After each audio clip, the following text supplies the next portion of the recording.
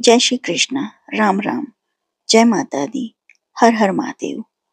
आप सभी का स्वागत है दिव्य भक्ति मंत्रा में। आज की वीडियो में हम वर्णन करेंगे शनि स्तोत्रम का। जो आपको यह वीडियो पसंद आती है तो please like, share and subscribe करें और कमेंट बॉक्स में जय शनि महाराज अवश्य लिखें। शनि कवच से आपकी साढ़े साती, आपके ऊपर शनि महाराज का आशीर्वाद हमेशा हमेशा के लिए बना रहता है। तो चलिए शुरू करते हैं श्री शनि कवच। श्री शनि स्तोत्रम।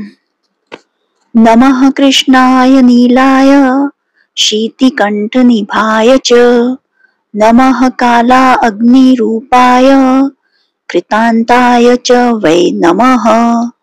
नमो निर्माश देहाय दीर्घशंश्रु जटाय च, नमो विशाल नेत्राय शुष्कोदर्भया कृते, नमः पुष्कल गात्राय स्थूल रोमणे अथ वे नमः।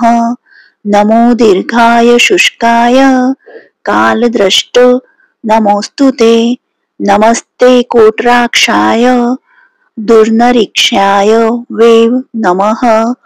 नमो घोराय रुद्राय भीषणाय कपालिने, नमस्ते सर्वभक्षाय बलिमुख नमोस्तुते। सूर्यपुत्र नमस्ते अस्तु भास्करे अभयदाय च, अधोदृष्टे नमस्ते अस्तु संवर्तक नमोस्तुते। नमो मंदगते तुभ्यं निस्त्रीषाय नमोस्तुते, तपसा दग्ध देहाय नित्यं योगरताय च, नमो नित्यं क्षुधार्ताय अतृप्ताय च वै नमः। ज्ञानचक्षुर्नमस्ते अस्तु कश्यपात्मज सुन्वे, तुष्टो ददासि वैराज्यं रुष्टो हर्षि तत्क्षणात्। देवासुरमनुष्याश्च सिद्धविद्याधरोरगा, तव्याविलोकिताः सर्वे नाशं यान्ति समूलतः। प्रसाद कुरु मे सौरे वार्दो भव भास्करे, एवं स्तुतस्तदा सौरी ग्रहराजो महाबलः। श्री शनि स्तोत्रम। नमः कृष्णाय नीलाय शीतिकंठ निभाय च, नमः काला अग्निरूपाय कृतांताय च वै नमः। नमो निर्माश देहाय दीर्घशंश्रु जटाय च, नमो विशाल नेत्राय शुष्कोदर्भया कृते, नमः पुष्कल गात्राय स्थूल रोमणे अथ वे नमः। नमो दीर्घाय शुष्काय कालदृष्ट नमोस्तुते, नमस्ते कोटराक्षाय दुर्निरीक्षाय वे नमः। नमो घोराय रुद्राय भीषणाय कपालिने, नमस्ते सर्वभक्षाय बलिमुख नमोस्तुते। सूर्यपुत्र नमस्ते अस्तु भास्करे अभयदाय च, अधोदृष्टे नमस्ते अस्तु संवर्तक नमोस्तुते। नमो मंदगते तुभ्यं निस्त्रीषाय नमोस्तुते, तपसा दग्ध देहाय नित्यं योगरताय च, नमो नित्यं क्षुधार्ताय अतृप्ताय च वै नमः। ज्ञानचक्षुर्नमस्ते अस्तु कश्यपात्मज सुन्वे, तुष्टो ददासि वैराज्यं रुष्टो हर्षि तत्क्षणात्। देवासुरमनुष्याश्च सिद्धविद्याधरोरगा, तव्याविलोकिताः सर्वे नाशं यान्ति समूलतः। प्रसाद कुरु मे सौरे वार्दो भव भास्करे एवं स्तुतस्तदा सौरिग्रहराजो महाबलः। श्री शनि स्तोत्रम्। नमः कृष्णाय नीलाय शीतिकण्ठनिभाय च नमः काला अग्निरूपाय कृतान्ताय च वै नमः। नमो निर्माश देहाय दीर्घश्मश्रुजटाय च नमो विशालनेत्राय शुष्कोदर्भयाकृते नमः पुष्कलगात्राय स्थूलरोमणे अथ वे नमः। नमो दीर्घाय शुष्काय कालद्रष्ट नमोस्तुते नमस्ते कोटराक्षाय दुर्निरीक्षाय वे नमः। नमो घोराय रुद्राय भीषणाय कपालिने नमस्ते सर्वभक्षाय बलिमुख नमोस्तुते। सूर्यपुत्र नमस्ते अस्तु भास्करे अभयदाय च अधोद्रष्टे नमस्ते अस्तु संवर्तक नमोस्तुते। नमो मंदगते तुभ्यं निस्त्रीषाय नमोस्तुते तपसा दग्ध देहाय नित्यं योगरताय च नमो नित्यं क्षुधार्ताय अतृप्ताय च वै नमः। ज्ञानचक्षुर्नमस्ते अस्तु कश्यपात्मज सुनवे तुष्टो ददासि वैराज्यं रुष्टो हर्षि तत्क्षणात् देवासुरमनुष्याश्च सिद्धविद्याधरोरगा तव्याविलोकिताः सर्वे नाशं यान्ति समूलतः। प्रसाद कुरु मे सौरे वार्दो भव भास्करे एवं स्तुतस्तदा सौरिग्रहराजो महाबलः। श्री शनि स्तोत्रम्। नमः कृष्णाय नीलाय शीतिकण्ठनिभाय च नमः काला अग्निरूपाय कृतान्ताय च वै नमः। नमो निर्माश देहाय दीर्घश्मश्रुजटाय च नमो विशालनेत्राय शुष्कोदर्भयाकृते नमः पुष्कलगात्राय स्थूलरोमणे अथ वे नमः। नमो दीर्घाय शुष्काय कालद्रष्ट नमोस्तुते नमस्ते कोटराक्षाय दुर्निरीक्षाय वे नमः। नमो घोराय रुद्राय भीषणाय कपालिने नमस्ते सर्वभक्षाय बलिमुख नमोस्तुते। सूर्यपुत्र नमस्ते अस्तु भास्करे अभयदाय च अधोद्रष्टे नमस्ते अस्तु संवर्तक नमोस्तुते। नमो मंदगते तुभ्यं निस्त्रीषाय नमोस्तुते तपसा दग्ध देहाय नित्यं योगरताय च नमो नित्यं क्षुधार्ताय अतृप्ताय च वै नमः। ज्ञानचक्षुर्नमस्ते अस्तु कश्यपात्मज सुनवे तुष्टो ददासि वैराज्यं रुष्टो हर्षि तत्क्षणात् देवासुरमनुष्याश्च सिद्धविद्याधरोरगा तव्याविलोकिताः सर्वे नाशं यान्ति समूलतः।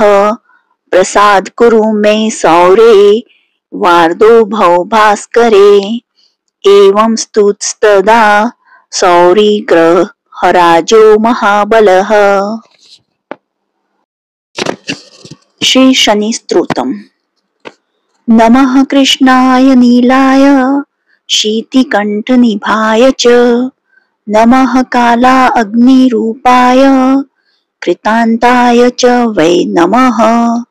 नमो निर्माश देहाय दीर्घश्मश्रुजटाय च नमो विशालनेत्राय शुष्कोदर्भयाकृते नमः पुष्कलगात्राय स्थूलरोमणे अथ वे नमः नमो दीर्घाय शुष्काय कालद्रष्ट नमोऽस्तु ते नमस्ते कोटराक्षाय दुर्निरीक्षाय वे नमः नमो घोराय रुद्राय भीषणाय कपालिने नमस्ते सर्वभक्षाय बलिमुख नमोऽस्तु ते सूर्यपुत्र नमस्ते अस्तु भास्करे अभयदाय च अधोद्रष्टे नमस्ते अस्तु संवर्तक नमोऽस्तु ते नमो मन्दगते तुभ्यं निस्त्रीषाय नमोऽस्तु ते तपसा दग्धदेहाय नित्यं योगरताय च नमो नित्यं क्षुधार्ताय अतृप्ताय च वै नमः ज्ञानचक्षुर्नमस्ते अस्तु कश्यपात्मज सुन्वे तुष्टो ददासि वैराज्यं रुष्टो हर्षि तत्क्षणात् देवासुरमनुष्याश्च सिद्धविद्याधरोरगा तव्याविलोकिताः सर्वे नाशं यान्ति समूलतः प्रसाद कुरु मे सौरे वार्दो भव भास्करे एवं स्तुतस्तदा सौरिग्रहराजो महाबलः। श्री शनि स्तोत्रम्। नमः कृष्णाय नीलाय शीतिकण्ठनिभाय च नमः कालाग्निरूपाय कृतान्ताय च वै नमः नमो निर्माश देहाय दीर्घश्मश्रुजटाय च नमो विशालनेत्राय शुष्कोदर्भयाकृते नमः पुष्कलगात्राय स्थूलरोमणे अथ वे नमः नमो दीर्घाय शुष्काय कालद्रष्ट नमोऽस्तु ते नमस्ते कोटराक्षाय दुर्निरीक्षाय वे नमः नमो घोराय रुद्राय भीषणाय कपालिने नमस्ते सर्वभक्षाय बलिमुख नमोऽस्तु ते सूर्यपुत्र नमस्ते अस्तु भास्करे अभयदाय च अधोद्रष्टे नमस्ते अस्तु संवर्तक नमोऽस्तु ते नमो मन्दगते तुभ्यं निस्त्रीषाय नमोऽस्तु ते तपसा दग्धदेहाय नित्यं योगरताय च नमो नित्यं क्षुधार्ताय अतृप्ताय च वै नमः ज्ञानचक्षुर्नमस्ते अस्तु कश्यपात्मज सुन्वे तुष्टो ददासि वैराज्यं रुष्टो हर्षि तत्क्षणात् देवासुरमनुष्याश्च सिद्धविद्याधरोरगा तव्याविलोकिताः सर्वे नाशं यान्ति समूलतः प्रसाद कुरु मे सौरे वार्दो भव भास्करे एवं स्तुतस्तदा सौरिग्रहराजो महाबलः। श्री शनि स्तोत्रम्। नमः कृष्णाय नीलाय शीतिकण्ठनिभाय च नमः कालाग्निरूपाय कृतान्ताय च वै नमः नमो निर्माश देहाय दीर्घश्मश्रुजटाय च नमो विशालनेत्राय शुष्कोदर्भयाकृते नमः पुष्कलगात्राय स्थूलरोमणे अथ वे नमः नमो दीर्घाय शुष्काय कालद्रष्ट नमोऽस्तु ते नमस्ते कोटराक्षाय दुर्निरीक्षाय वे नमः नमो घोराय रुद्राय भीषणाय कपालिने नमस्ते सर्वभक्षाय बलिमुख नमोस्तुते। सूर्यपुत्र नमस्ते अस्तु भास्करे अभयदाय च अधोद्रष्टे नमस्ते अस्तु संवर्तक नमोस्तुते। नमो मंदगते तुभ्यं निस्त्रीषाय नमोस्तुते। तपसा दग्ध देहाय नित्यं योगरताय च नमो नित्यं क्षुधार्ताय अतृप्ताय च वै नमः। ज्ञानचक्षुर्नमस्ते अस्तु कश्यपात्मज सुनवे तुष्टो ददासि वैराज्यं रुष्टो हर्षि तत्क्षणात्। देवासुरमनुष्याश्च सिद्धविद्याधरोरगा तव्याविलोकिताः सर्वे नाशं यान्ति समूलतः। प्रसाद कुरु मे सौरे वार्दो भव भास्करे एवं स्तुतस्तदा सौरिग्रहराजो महाबलः। श्री शनि स्तोत्रम्। नमः कृष्णाय नीलाय शीतिकण्ठनिभाय च नमः काला अग्निरूपाय कृतान्ताय च वै नमः। नमो निर्माश देहाय दीर्घश्मश्रु जटाय च नमो विशालनेत्राय शुष्कोदरभयाकृते नमः पुष्कलगात्राय स्थूलरोमणे अथ वै नमः। नमो दीर्घाय शुष्काय कालद्रष्ट नमोस्तुते। नमस्ते कोटराक्षाय दुर्निरीक्षाय वै नमः। नमो घोराय रुद्राय भीषणाय कपालिने नमस्ते सर्वभक्षाय बलिमुख नमोस्तुते। सूर्यपुत्र नमस्ते अस्तु भास्करे अभयदाय च अधोद्रष्टे नमस्ते अस्तु संवर्तक नमोस्तुते। नमो मंदगते तुभ्यं निस्त्रीषाय नमोस्तुते। तपसा दग्ध देहाय नित्यं योगरताय च नमो नित्यं क्षुधार्ताय अतृप्ताय च वै नमः। ज्ञानचक्षुर्नमस्ते अस्तु कश्यपात्मज सुनवे तुष्टो ददासि वैराज्यं रुष्टो हर्षि तत्क्षणात्। देवासुरमनुष्याश्च सिद्धविद्याधरोरगा तव्याविलोकिताः सर्वे नाशं यान्ति समूलतः। प्रसाद कुरु मे सौरे वार्दो भव भास्करे एवं स्तुतस्तदा सौरिग्रहराजो महाबलः। श्री शनि स्तोत्रम्। नमः कृष्णाय नीलाय शीतिकण्ठनिभाय च नमः काला अग्निरूपाय कृतान्ताय च वै नमः। नमो निर्माश देहाय दीर्घश्मश्रु जटाय च नमो विशालनेत्राय शुष्कोदरभयाकृते नमः पुष्कलगात्राय स्थूलरोमणे अथ वै नमः। नमो दीर्घाय शुष्काय कालद्रष्ट नमोस्तुते। नमस्ते कोटराक्षाय दुर्निरीक्षाय वै नमः। नमो घोराय रुद्राय भीषणाय कपालिने नमस्ते सर्वभक्षाय बलिमुख नमोस्तुते। सूर्यपुत्र नमस्ते अस्तु भास्करे अभयदाय च अधोद्रष्टे नमस्ते अस्तु संवर्तक नमोस्तुते।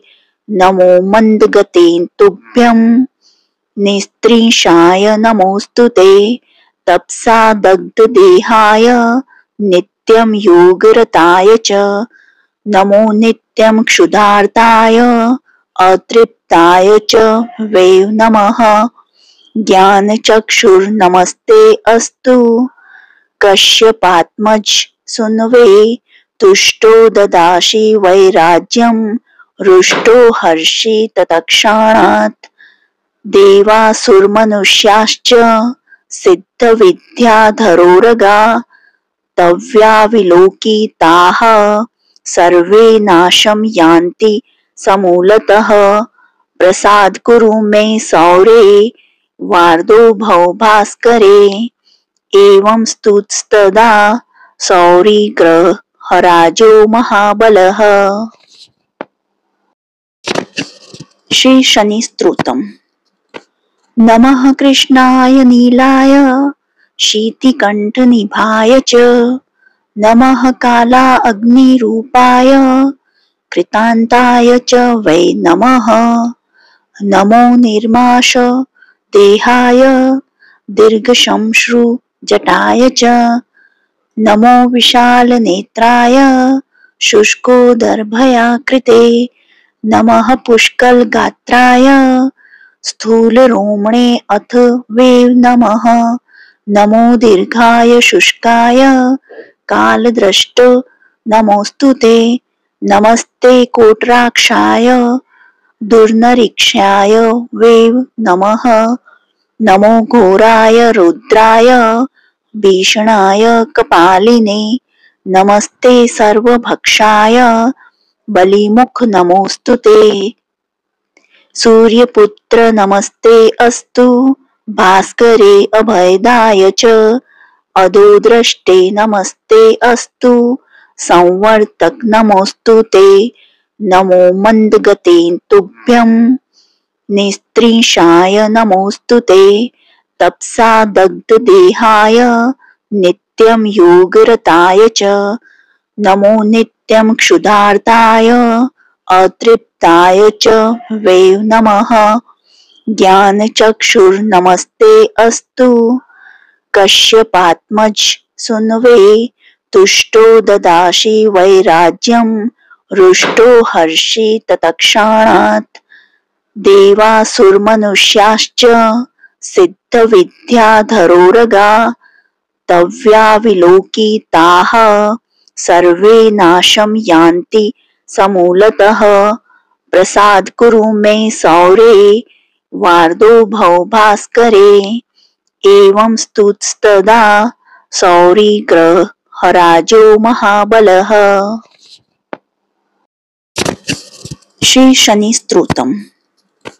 नमः कृष्णाय नीलाय शीतिकण्ठनिभाय च नमः कालाग्निरूपाय कृतान्ताय च वै नमः।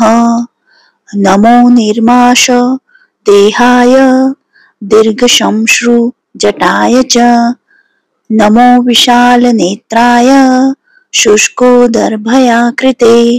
नमः पुष्कलगात्राय स्थूलरोमणे अथ वै नमः। नमो दीर्घाय शुष्काय कालद्रष्ट नमोस्तुते। नमस्ते कोटराक्षाय दुर्निरीक्षाय वै नमः।